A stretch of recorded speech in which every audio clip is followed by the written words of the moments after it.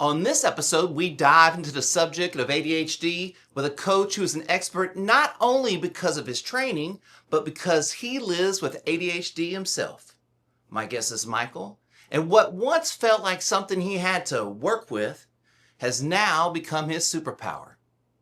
Of course, the path to passion and purpose isn't always a straight line, and Michael had to overcome many personal obstacles to reach the blessings that he enjoys today.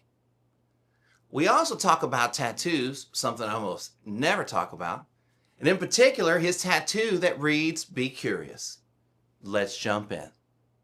Okay, before we get out of here, I'm just going to ask. So you have "Be Curious" Yeah, tattooed on your yeah. arm. I never ask about people's tattoos, by Uh-huh. the way. But okay, so why did you get the "Be Curious"? I was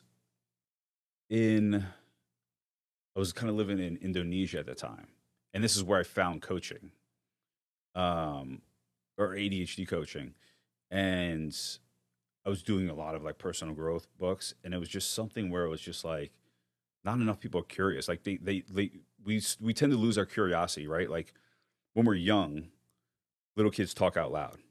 Okay, you have a 4-year-old daughter, right? Probably just talks out loud, All the time. right? Okay, cool. She doesn't shut up. Yeah, and there's points where you're like, can you? And parents do this, right? Just because for our own freaking sanity. Okay, you're like, can you have your talk inside, right? Where, and this happens right too, like even in school. When kids go to school, no, you don't talk out loud, Mhm. right? You get in trouble for talking out loud, Right. But what if that's how that person needs to process information?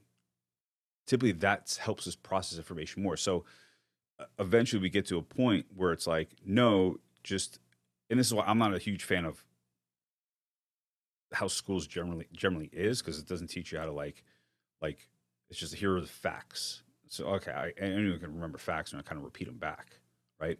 Like, but you lose that idea of like being curious about. It doesn't give you the a space to things. ask questions Exactly, a lot of times. exactly. And the second you start telling your kid, oh, don't, stop, hey, can you talk to your inside voice, right? Or use your like, internal, right? Then the kids stop processing those things and being curious outside.